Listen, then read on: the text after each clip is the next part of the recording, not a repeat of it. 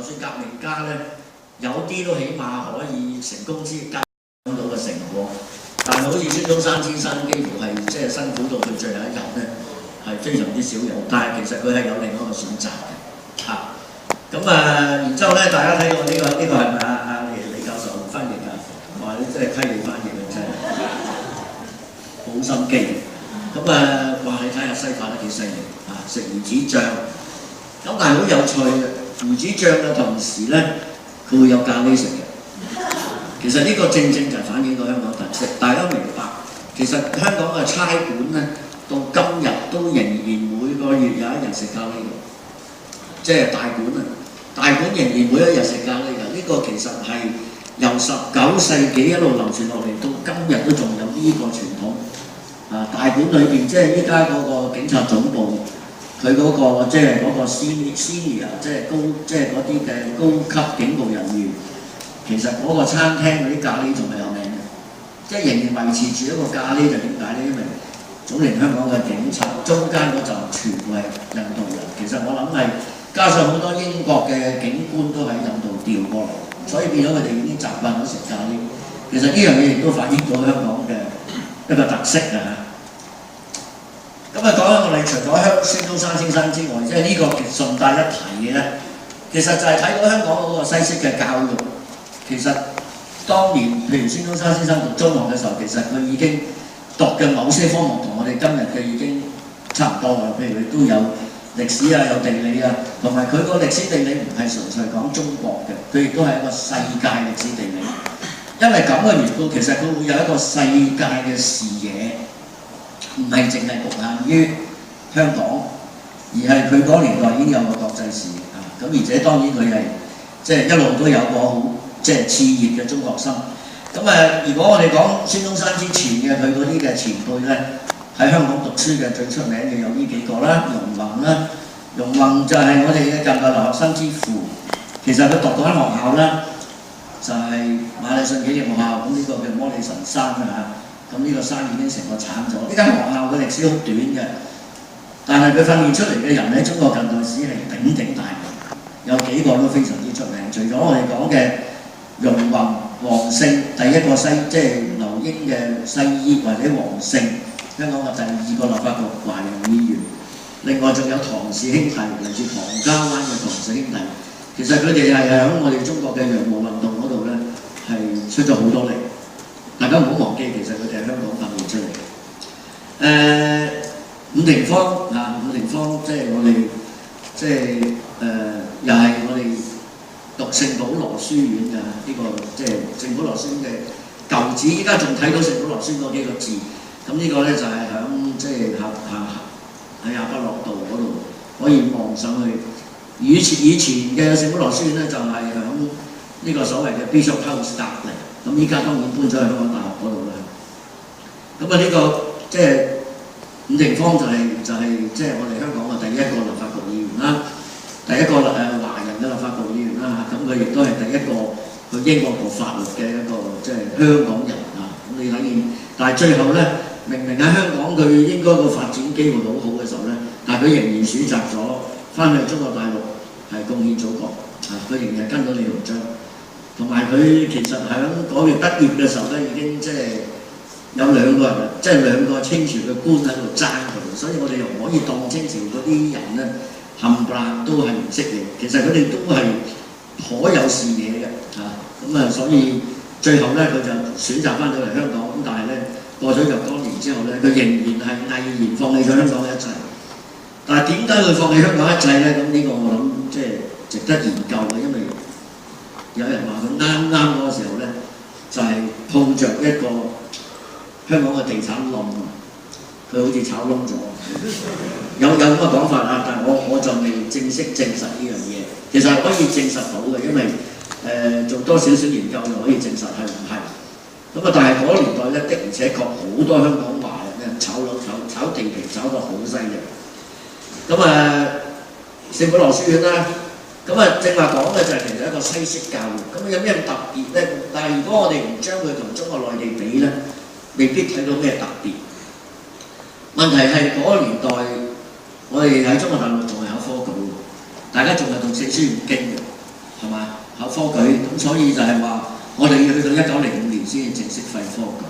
即係話，如果孫中山先生佢係冇去到夏威夷，佢一路喺鄉下一路讀書，我打佢好叻，讀書好叻，好聰明，但係佢始終最後都係可能做個官嘅，即係可能佢考到進士啊，咁啊可能都係即係最後佢係可能做個官，因為佢如果唔係走去夏威夷再翻嚟香港，佢冇可能會接收到咁多西方嘅資訊，亦都唔會使到佢嘅思想起個變化。所以我哋會睇到，即係呢個差距係非常之大。即係如果佢係一路喺鄉下一路咁讀上去咧，其實充其量都係一個進士嚟嘅。咁啊，香港除咗當時嘅西式嘅教育特別之外，當然我哋提到就係我哋有幾份報紙啦，譬如我哋有黃濤主持嘅《長環日報》啦，已經有社論咁啊，所以另外咧我哋有《華字日報》啦。另外，我哋其實仲有英文嘅報紙，香港好幾份嘅英文報紙都係好早有，譬如話呢份《China Mail》啦，我揾咗份1866嘅，啱孫中山先生出世嗰年，咁呢份係遲少少嘅1906咁所以你會睇到，其實當然咧，其實佢嗰年代啲報紙頭版都賣廣告嘅啫，全部係，所以睇見啲袁卡佛啊，即係嗰啲咁樣，即係仲喺度賣緊廣告，咁但係裏邊都有啲。即係世界新聞啊之類嘅，咁所以其實佢喺香港能夠吸收到嘅資訊咧，的而且確係比佢喺翠亨村甚至喺廣州係要多，咁所以呢個又可以即係睇到香港其實佢因為生活喺香港，而佢喺呢段期間正係佢即係可以講係最吸收得最多東西，同埋佢個思想開始形成嘅時候。所以呢個影響係不言而喻嘅。另外一個對佢影響好大嘅，當然就係基督教。因為當時嚟講咧，就係孫中山先生佢原先就係因為佢要信教，咁然之後佢阿哥唔俾咁然之後佢先翻嚟。咁但係最後咧，佢仍然都喺香港信咗教。咁有啲學者亦都考證到佢邊一年邊月邊日入教咁阿李教授。係咪好似有啲研究啊？因為大家如果睇過黃宇和嘅書咧，其實佢就有個日期講得出嚟。不過我之前同李教授傾過，佢話可能嗰個日期係錯嘅咁。咁啊，佢哋真係做得好細嘅。咁我自己就真係冇做得咁細緻嘅研究。不過就係話，因為佢最後都喺香港信咗教咁而且佢咧就係成日都去道濟會堂。佢信嘅佢入嘅教嘅時候咧，就係即係呢個公理會。咁但係最後咧就係佢當佢求學嘅時候咧，因為佢個西醫書院嘅隔離咧就係道濟會堂。我哋知道嗰間醫院、嗰間學校、嗰間醫院咧係叫，所以成日佢都會過去嗰邊咧，係同嗰啲嘅牧師咧係好多交流嘅。其中一個呢個歐鳳慈咧，就究竟對孫中山先生嘅影響有幾大咧？我哋依家都無從知曉，但係咧。喺19世紀嚟講，好似歐鳳慈呢類人都幾奇怪嘅，因為佢係可以去到德國教書嘅。咁你可以反映到佢嗰個即係佢嗰個對西方嘅認識都係非常之深咁孫中山先生嘅日先嘅字係佢改嘅，不過我到今日都唔係好明點解要改個日先呢個字。本來日新就好通，即係好正路係咪？日新就日新作新聞，咁呢個係好正路，但係。點解佢呢個中文老師會由日新改到日先咧？好似到今日冇人提供到個答案啫。問下張宇教授有冇答案？呢個幾奇怪嘅一回事嘅，因為日先咧似乎就好重嘅道教嘅味道添啊！呢個真係唔係好明。咁但係歐鳳慈咧，其實佢最後一個工作咧就係做咗呢個廣華醫院創院嘅司理。咁喺今日咧，如果大家不過今日梗係已經閂咗啦，即係呢個廣華醫院嘅東華三院嘅文物館咧，個門口掛咗條對聯咧，係廣華醫院成立嘅時候寫嘅。佢寫就話係當年創院嘅，即係廣華嘅司理，廣華嗰個嘅主席寫。但係我睇嗰啲嘅詞嘅意咧，我就強烈地認為呢個當時香港除咗歐鳳慈寫唔到咁嘅嘢出嚟。佢佢嗰個好犀利。咁孫中山先生亦都當然同歐夢慈關係密切啦，因為佢喺倫敦蒙難1896年蒙難之後，佢就寫咗封長信俾歐夢慈，從而反映到佢同歐夢慈之間嘅關係咧，就係非常之密切嘅。咁另外一位咧就係黃旭初啊，咁黃旭初咧就係都係道濟會堂裏邊嘅一個會牧啊，咁佢幾代㗎啦即係佢嘅茅王元心嘅時候咧，已經係一個即係好積極嘅一個基督徒。咁黃旭初嘅仔一個叫做黃寵惠咧，就係、其實一路跟住孫中山，收尾跟蔣介石。佢另一個仔咧就叫黃寵益。黃寵益係香港大學嘅第一個華人嘅教授，佢係一個病理學嘅教授。咁但係好可惜，因為佢嗰年代嘅讀病理學係好危險嘅，因為病理學即係話你成日接觸好多細菌，你都唔知係乜嘢嚟嘅，所以黃寵益好後生就唔喺度，呢個係非常可惜嘅一回事。好啦，正話講咗就係佢嘅革命思想咁我哋從呢個佢接受嘅西式教育啦。佢接觸到嘅好多嘅即係資訊啦，或者係佢喺基督教嗰度亦都吸收咗好多嘢。跟住要同大家講嘅咧就係、香港亦都係一個孫中山先生籌組革命嘅地方。點樣可以籌組呢啲團體咧？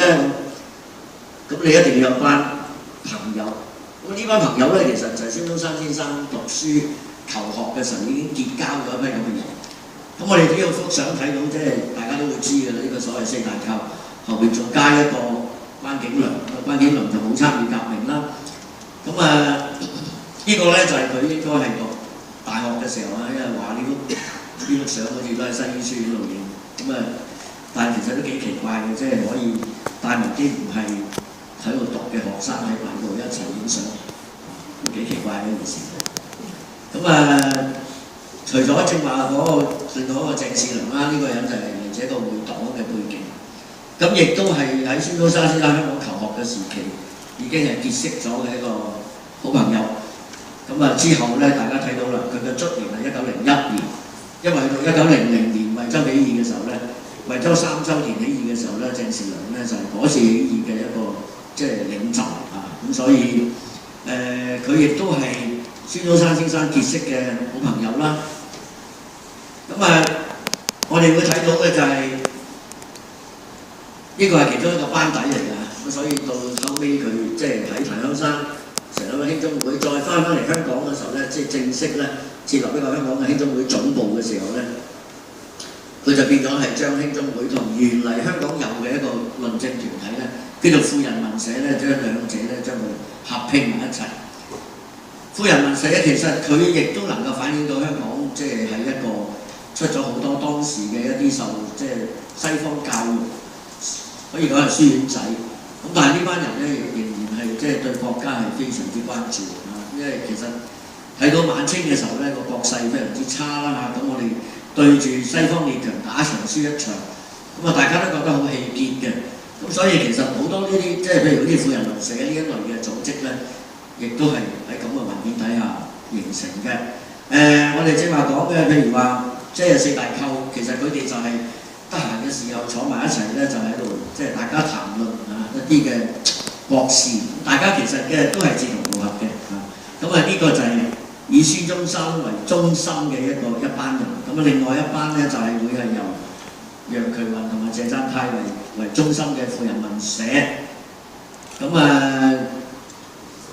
呢個相係當時羅香林教授佢哋影嘅就喺白紙里，依家嚟睇咧，白紙里仍然係好隱蔽。上到去咧就係楊衢雲，佢本身咧就係年紀係大過孫中山幾年啦。孫中山係1866，係161，但係其實個背景都有啲似嘅，大家都係書院仔，佢係讀聖保羅嘅。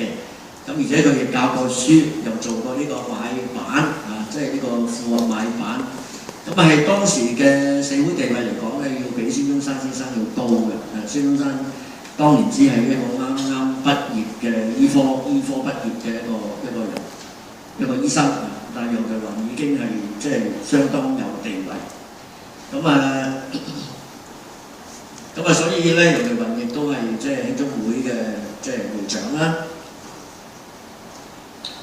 咁啊，楊培雲收尾就係即係嗱，我哋兩個人合作啦，孫中山同楊培雲合作，第一次起義，咁跟住惠州起義，咁跟住咧就即係俾清朝派嚟嘅密探咧，就喺1901年嘅時候咧，就去到佢嘅屋企嗰度咧，就係即係殺咗佢嘅。咁啊，謝纘泰亦都係中央書院嘅一個即係讀書嘅一個人。咁其實佢係喺澳洲翻嚟嘅。咁佢其實又係喺澳洲，亦都係讀英文書，咁所以佢嘅英文咧就係相當好嘅嚇。咁即係變咗佢嘅思想亦都係好深咧。謝纘泰咧好特別嘅呢個人，除咗佢早年對革命好有興趣之外咧，其實佢對於好多即係好多方面嘅興趣都好大。譬如話佢對於即係佢嗰個年代已經係好中意係即係就住香港嘅市政咧。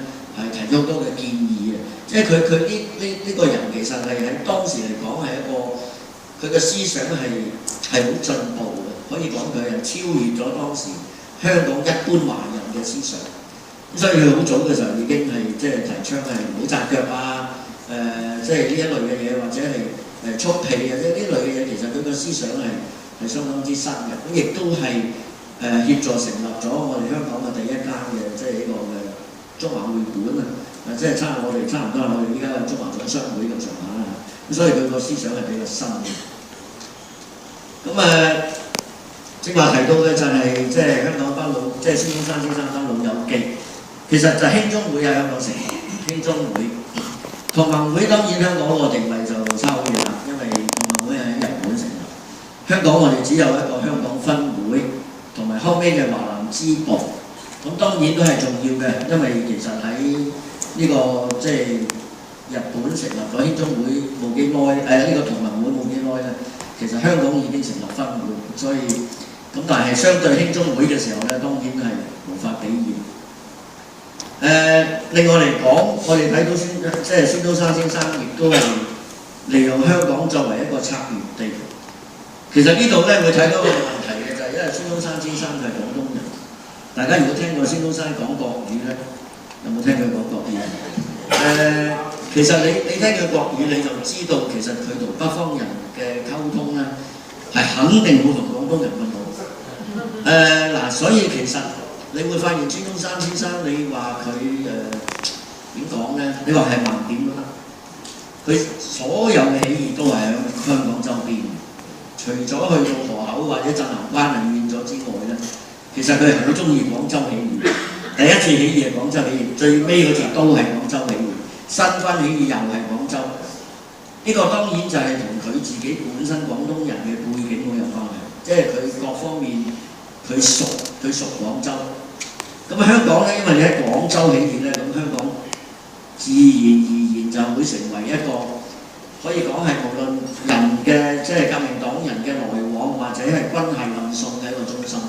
咁呢個你大家睇見呢個即係相咧，亦都睇到就係香港其實一開埠冇幾耐，已經係發展成為一個咧係一個轉口港，一個非常之重要嘅，因為我哋嘅船咧係四通八達嘅，嗰時候已經有好多船公司，有香港嘅航線。咁因為咁嘅緣故咧，其實香港係非常之方便嘅交通。咁而廣州只係我哋即係咫尺之間，所以呢個好自然地咧。就會用香港作為一個所謂嘅策源地。大家睇見好多唔同時期都有好多船派喺個維多利亞港嘅。咁當然要提到嘅就係呢個乾亨巷啦。咁呢個就係今日嘅中山市即徑最冇嘢，即係最點講咧？咁多個點裏邊，連企都冇得企嘅一個地方。咁我知道佢哋其實連樹立呢個牌都有困難嘅，因為最大嘅問題就係啲人喺度望下之後咧，就跟住裝入去合約裏邊嗰明永善都冇嘢睇嘅，啲人就喺度裝到永善都勾起上嚟咧，佢就直頭嗰個窗閂鬼咗，即係你望唔到入邊嘅依家。咁所以咧呢個就係原來當年就係正係即係黃永商嘅一個所謂乾亨巷喺呢度，就係當時咧係呢個興中會成立同埋呢個商議呢個嘅第一次起義咧。都喺呢一度嚟嘅。咁啊，另外嚟講就係即係除興中會之外，到同盟會嘅年代咧，香港亦都係好幾次起義革命同志聚集嘅地方。咁呢個大家睇到呢個就係去到呢個差唔多係上環嗰邊咧，就有一個咁樣嘅點嚇，咁咧就係當年啲同志喺度住嘅一個地方，近住普仁街嗰邊，大家遠處隱約望到嗰間就係呢個博物館嚟嘅。咁你當然咧，另外就係即係李紀堂嘅先生農場啦。咁啊，先生農場跟住咧就跟埋咧就係鄧蔭南嗰個白石嘅夏伯黎個碉堡。夏伯黎碉堡咧，其實係我哋依家咧係肯定，即係因為已經係列咗做香港嘅法定古蹟㗎啦。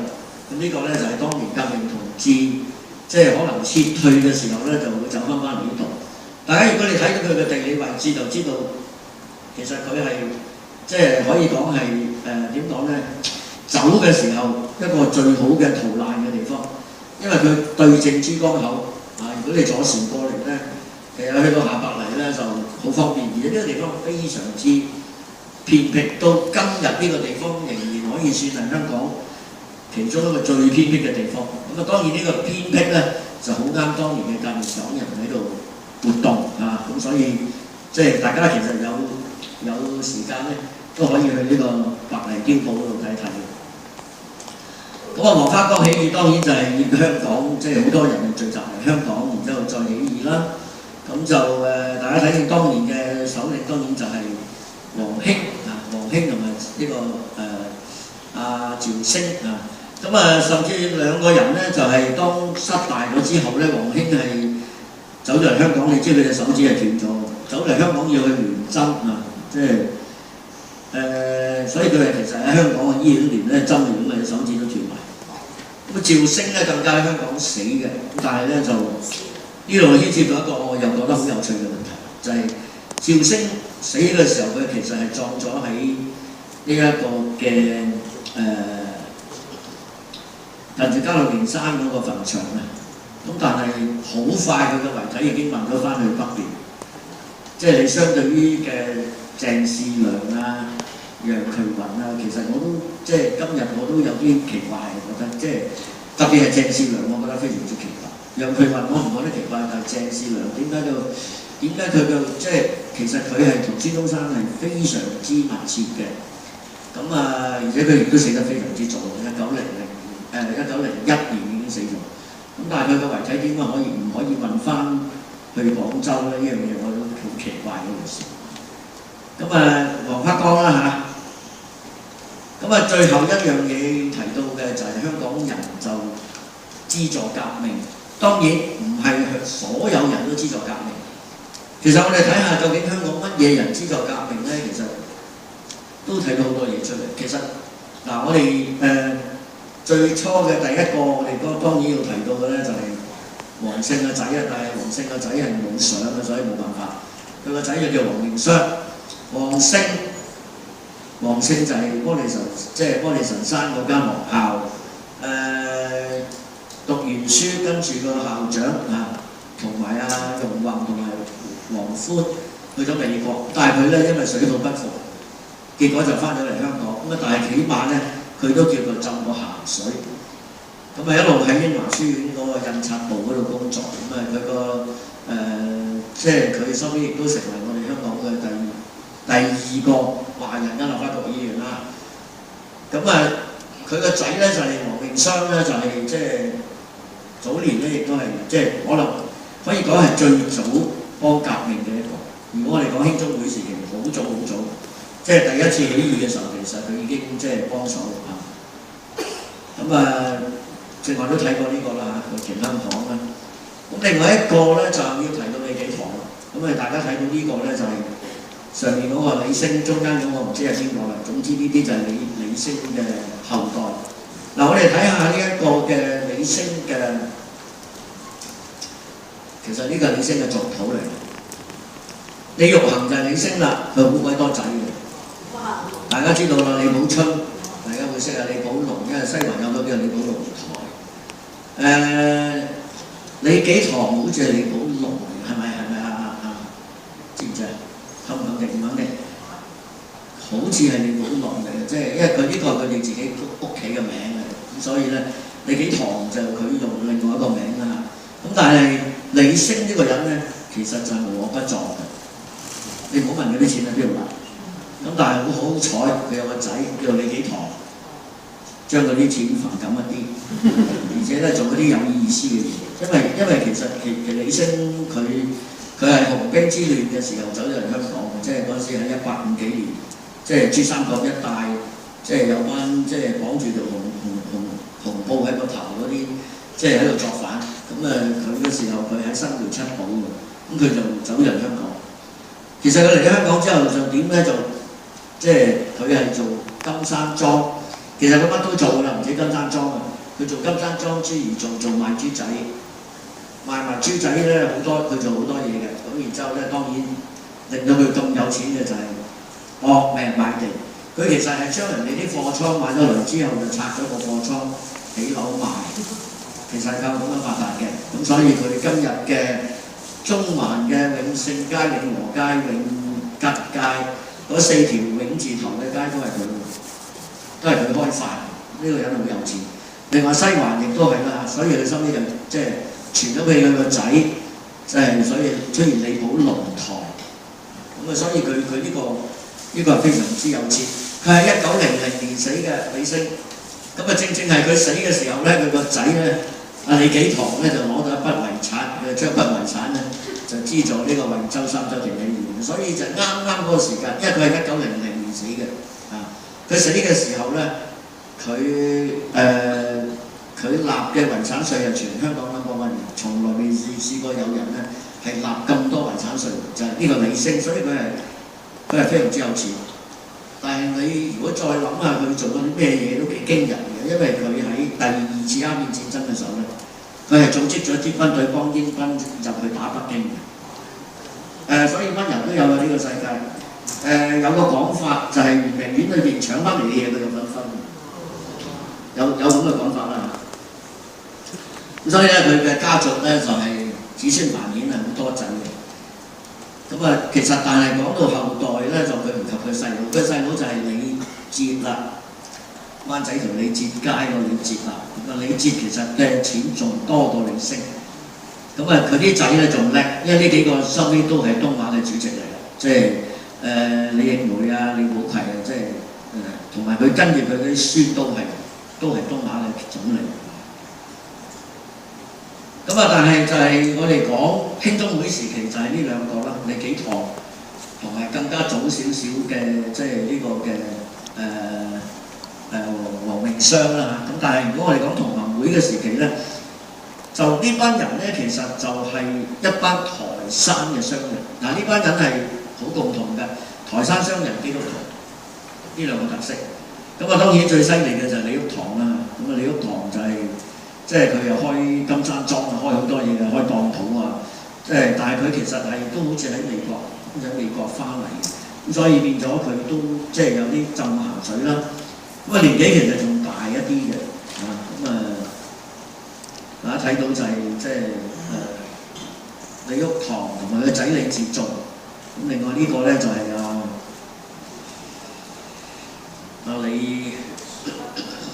李樹芬啊。李樹芬同李樹芬嘅阿爸，所以佢哋個家庭佢哋係好熟嘅，都係台山人，即係佢哋係好熟嘅。李玉堂同李樹芬個即係李玉堂同埋李樹芬個阿爸係好熟嘅。李哲仲啦，而當時嚟講咧就係李玉堂咧可以講係同盟會時期香港分會嘅大水喉嚟，即係其實好多錢都係佢幫入去。因為佢有個女婿咧就係馮自由啦。呢個亦都因為呢個關係啦嚇，所以佢係即係幫革命係捐錢捐到好犀利。另外亦都到後期《中華日報》好難再維持嘅時候咧，其實亦都係基本上靠李玉堂嘅錢嚟到維持嘅。除咗李玉堂之外咧，另外仲有好幾個人，大家留意啦。呢幅相，如果大家喺呢個香港大學站啱啱開嘅時候咧，係去過咧，你就會見到呢幅相，而個 caption 係錯嘅。個 caption 就話孫中山先生與西醫書院畢業生一起。但係你睇見啲人年紀大到咧，孫中山係第一屆喎，你睇下呢啲點可能啊？所以即係 check 一 check 睇下呢啲嘢，李玉堂、林護係咪喺晒樹？即係其實呢個係辛亥革命成功之後，孫中山翻嚟香港，第一次翻嚟香港嘅時候就同呢一班可以講係捐錢俾佢嘅同盟會員一齊影相。大家留意到孫中山呢幅相咧係幾經典嘅，因為佢着白衫，呢度有個黑布。咁呢個咧就同我正話最初嘅時候打過出嚟嘅嗰張，即係嗰張個影像咧。係同一個時期嘅，即係佢同阿何啟同埋當時嘅阿施勳代總督一齊嗰幅相係一齊影嘅，因為佢要翻去廣州咧，就係啱啱黃花崗起義1週年紀念，4月27號，所以佢5月咧就嚟咗香港，咁所以呢個一睇你就認到係即係嗰個場合啊。咁啊林護佢自己一個建築師嚟㗎啊，咁佢喺基督教裏面好活躍嘅，因為佢亦都係。佢係呢個係佢起嘅，聖瑪利亞堂係佢起嘅。咁另外嚟講咧，佢亦都係今日嘅聖保羅男女書院嘅創辦人。聖保羅男女書院創校嘅時候係一間女書院嚟嘅，因為已經有聖保 boys 咁，所以呢間咧係其實係女書院。咁啊，只不過咧就係去到即係打完仗之後咧，佢就變咗男女校。原先佢係一間佢係一間女校。咁啊，其實講起聖保羅1咧，其實佢個校長咧，個女校長咧，其實就係胡爾佳嘅女嚟嘅，胡爾佳係孫中山同學嘅，所以又有少少拉埋。咁啊，林護啦，林護你睇嘅林護咧，如果你唔知林護係邊個，除咗知道有間林護中學之外啦嚇，咁你去到睇佢個墓，你就知道佢話咁犀利㗎。佢個係林森嘅題字啊，咁啊，國民政府主席林森嘅題字，呢度咧係孫科幫佢寫嘅墓誌。非常之詳細嘅，呢個係依家我哋見到講林護最詳細嘅一個墓誌啊。咁另外佢有個兄弟係叫做林求謀，就喺葬喺荃灣，又係一個好長嘅墓誌。咁啊呢個咧就係南北行嘅賣米嘅，咁呢個亦都係基督徒，亦都係呢個姓伍嘅家族，亦都係唐生。咁呢個咧又係跟住李玉堂。李玉堂有一樣好神奇嘅，因為辛亥革命成功之後，阿胡漢民喺廣州即係建立軍政府嘅時候咧，咁呢個李玉堂帶住佢呢班老友記啊，即係伍依簪啊，即係呢班人啊，阿林護呢班人咧就走咗上廣州，佢就做咗呢個財青部長啊，呢個幾神奇嘅一個片段。咁啊，大概因為見到有錢啦嚇，因為嗰時廣州窮到即係窮到不得了，都冇晒錢，咁所以咧就揾個最有錢嘅人上去做財政部長，咁但係做下呢個即係李玉堂都走啦，冇搞啦。咁啊，但係最好笑就後尾廖仲愷接佢班嘅時候咧，就發現李玉堂根本唔識理財。咁啊，因為佢自己商人，佢就理自己啲財啫，邊度識理公家財啊咁啊，另外一個咧就係呢個就幾奇怪，呢個唔係葬喺基督教墳場，呢個葬喺荃灣嘅。咁我哋嗰時考證呢幅相喺邊度，最後發現呢個係荃灣嚟嘅，葬喺荃灣萬里墳場。咁啊，另外亦都係有即係亦都係基督教啦，呢個咧就好有象徵意義。佢個墓嗰度咧，一邊係一個青天白日，一邊係一個十字架，即係話咧佢既是基督徒，也是同盟會嘅會員啊。咁啊，所以咧咁啊，另外就係即係同呢班人冇乜關係㗎。另外一個係孫中山啲同鄉，就係先施公司嘅創辦人馬應彪。咁啊，另外咧有兩個就幾隱晦嘅，一個叫何東。我哋成日都即係有個大疑問，何東究竟有冇捐助過革命咧？大家知道何東係一個商人嚟嘅，佢做嘅任何一樣嘢都經過好仔細嘅考慮，同埋去衡量究竟應唔應該幫手。大家知道佢喺1898年嘅時候，好無厘頭咁幫咗呢個康有為。康有為走嚟香港喺中央警署住咗1個禮拜之後，就去咗何東屋企住。呢件事到今日都係一個謎嚟。我成日都覺得唔係咁簡單。我認為係香港英國政府安排，因為始終要佢住喺一個公家嘅地方唔係好方便，當係一個商人去接待佢。呢個似乎容易安排啲。咁而何東咧又唔介意做呢樣嘢，但係好得意嘅。1898年，何東接待咗康有為之後，佢喺第2年就已經辭去咗渣甸嘅買辦。其實呢個我覺得係有關係嘅，因為你作為渣甸喺大陸咁多生意，你個買辦居然同康有為有關係咧，呢個實在對渣甸嘅生意亦都不利。咁所以我就好可能呢樣嘢會有啲關係。咁啊，究竟何東有冇幫過革命黨咧？如果大家睇過《辛亥革命回憶錄》咧，裏邊其中有一段咧就講到佢哋喺最艱難嘅時候，應該係響大概1910年嘅時候，最困難嘅時候，何東捐咗錢。嗱，所以何東係無苦不樂嘅。你唔係艱難到就嚟冧咧，佢係唔會捐錢嘅。佢係要捐錢俾你，係最關鍵嘅一刻，你永遠要記住佢。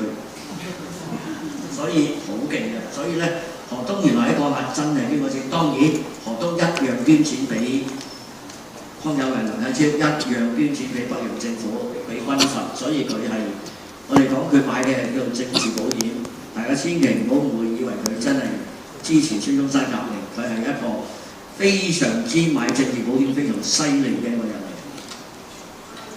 另外一個就會係即係我哋香港又係做過立法局議員嘅韋玉係爵士啦。咁啊，但係你睇見呢幅相，你都即係有啲啼笑皆非嘅，因為佢着住買翻個官做官。咁但係好有趣嘅就係當去到1911年最後嘅日子嘅時候咧，阿李總啊，呢個水師提督李總咧，佢係要佢想向革命黨投誠啊嘅時候，佢揾人嚟香港揾嘅係韋玉，呢個都幾神奇。韋玉一路都冇暴露，韋玉唔係同盟會會員，因為佢嘅身份唔適宜入同盟會。但係反正李總知道，去到最後落到嚟嘅時候揾韋玉，透過韋玉去揾胡漢民。咁你就知道韋玉究竟同革命黨冇關係。所以同埋嗰個好似佢哋連嗰個通訊嘅地址咧，都係用韋玉間公司。咁呢個係幾有趣嘅一回事。咁所以，但係韋玉咧就係佢係過到關，因為其實英國政府係非常之高興，即係你作為一個香港嘅立法局議員咧，係參與咗中國嘅事務。咁但係佢過到關啊，但係反而何啟過唔到關。何啟1914年佢亦都係唔再入關佢。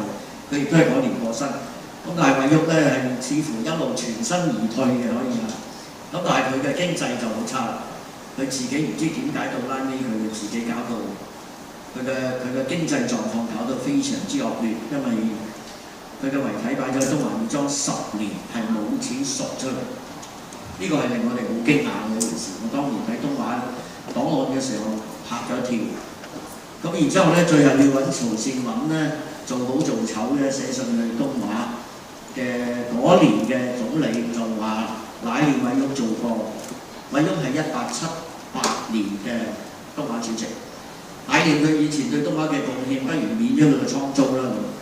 咁同埋咧，你免咗倉租咧，等佢遺體運咗出嚟咧，就可以重新再租俾人，有租收咯。